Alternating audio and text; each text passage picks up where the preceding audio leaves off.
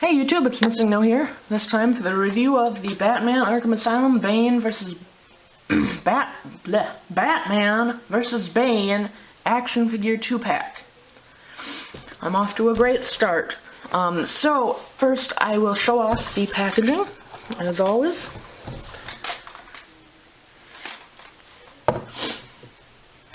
So, it's a really big box. Here it is. Let's see, front of it. Pretty boring without anything in it, but there is some kind of window, or there is some kind of like buildings in the background kind of detail. You can see some pictures on the side. Batman, that's like the only thing on the top. Some stuff about the stuff about who sculpted the figures, more pictures of them, other information. You can see the back, what's also available. Talks a little bit about the 2-pack. Reenact the epic battle between the Bat and Bane with the special 2-pack collection of the Dark Knight and the Venom-fueled villain, based on their appearance in the critically acclaimed video game Batman Arkham Asylum. Hey, I didn't even screw up once in the talking for that tiny portion of the video. So, on to the figure. So I thought I would start this review off with Batman. So here you can see, here he is. I think this, as far as what I've heard, this is the same as the original Arkham Asylum Batman. I reviewed, if you'd like to see my review of the armored version, I have that up, but this, it does not come with the Batarang or the bases. I'm not sure why they didn't include that, but whatever. So, you can see here he is. As I said, I think all the details are the same as the original one, but still, pretty darn cool. You can see nice detail throughout. Got the belt on with all the gadgets and things. See some detail throughout the back of the legs, and I do like you can tell they did a lot of sculpting detail, because like on his back behind the cape there's a little bit of detail, so it's like you can tell they really, you're never gonna see that, but they went through the trouble of actually, they made these pretty darn accurate. So I'm really glad that they bothered to go through and do quite a bit of sculpting throughout just to make it very accurate. So head sculpt is pretty darn good. So, for posability, his head is on a ball joint. You can move it left and right, up and down, kind of tilt it a little bit. Not a ton, but... And then in and out, not a ton on, and forward and backwards, not a ton on the arms, just the cape. It is a very rubbery, it's rubber, so you can kind of, it does bend out of the way a little bit, but you can bend it at the elbow, swivel below the elbow. Oh, and I haven't had any real troubles with any rubber, like, I haven't had troubles with it coming disconnected or ripping at all, so it seems like a pretty high quality rubber. So you can bring it up and down, side to side, bend at the elbow, and swivel just like the other one. No waist joint, forward and backwards, bend at the knee, swivel below the knee, same on this side. So not super posable, but you can get a couple good poses out of him. And as I said before, this is a nice rubbery cape, so it will get out of the way if you want to make his foot go back and have him running. It will move out of the way. So yeah, pretty darn cool figure.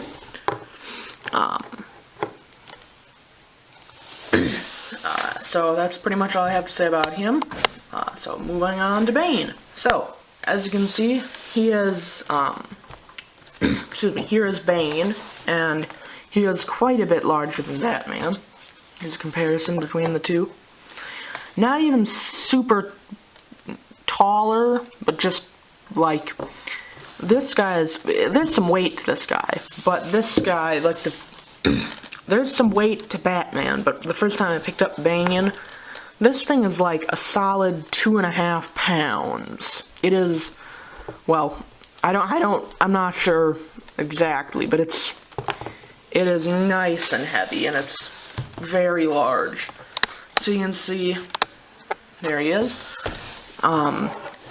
Getting in a little closer, you can see there's a lot of nice detail throughout. And as I said with Batman, they went through a lot of trouble just to make everything well sculpted and just put detail everywhere. You know, so it's a very impressive figure. So there he is, you can see. This, as far as I know, is entirely new and not like the other Bane. I don't think they share any parts or anything. This is an entirely new mold. I'm like 90% sure. They could share something, but I've heard that they're similar sizes. I don't own the original Arkham Asylum Bane, but one thing that I do like about this guy, the original one was always kind of a hunched over pose, and this guy is still hunched here, but the legs can be entirely straight. And you can get him in a hunched pose, but you don't have to have him in one always. So, pretty cool. He does stand pretty well, but occasionally he will tip over if you don't have him balanced well. So, for posability, the arms go forward and backwards, swivel above the elbow, but it's kind of not very much because just all the muscle detailing and things kind of get in the way. Bend at the elbow. I think the wrist is a ball joint, so you can move it around some. You can shake his hand. And then the other side is a fist. And it does have these hoses, so you're not going to be able to get every pose out of it, but they are a rubbery plastic. So, and then the head is pretty limited, but it can tilt some and move some. It's just, with all the sculpting and detail, it does get in the way a little bit. And then this side obviously swivels, bends at the elbow. This shoulder is really tight on mine, the right one, for some reason. But, I'm not sure why that is.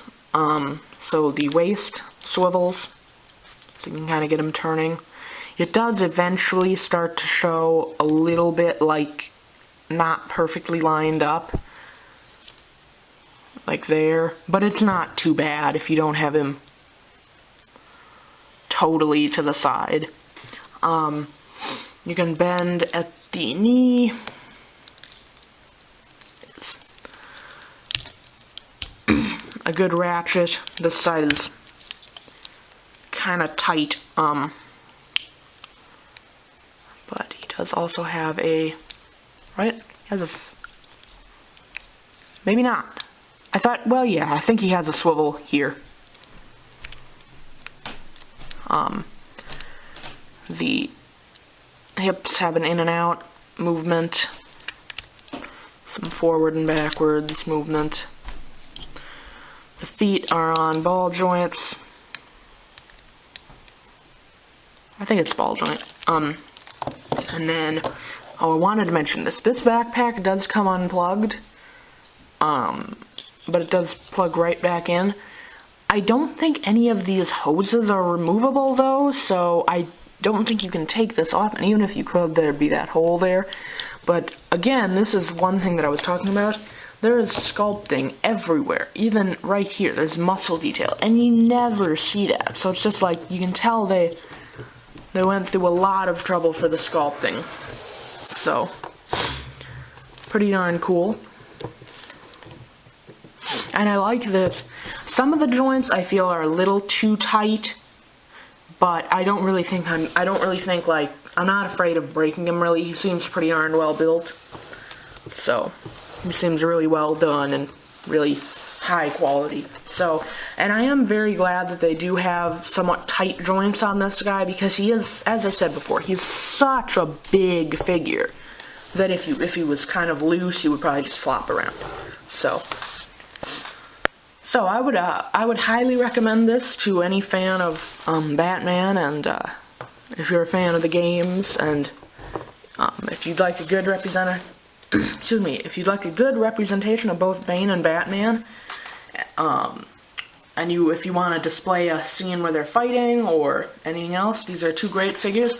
If you already have the original Batman, it makes the set a little less worth it, but the original Bane is like going for like over $100 now, and I got the set for, I want to say it was around $60, so I would highly recommend this, even if you're just looking for a Bane. So, as I said, it's a really good set. Both figures are really well done, and that's pretty much all I have to say. So, oh, I forgot one thing.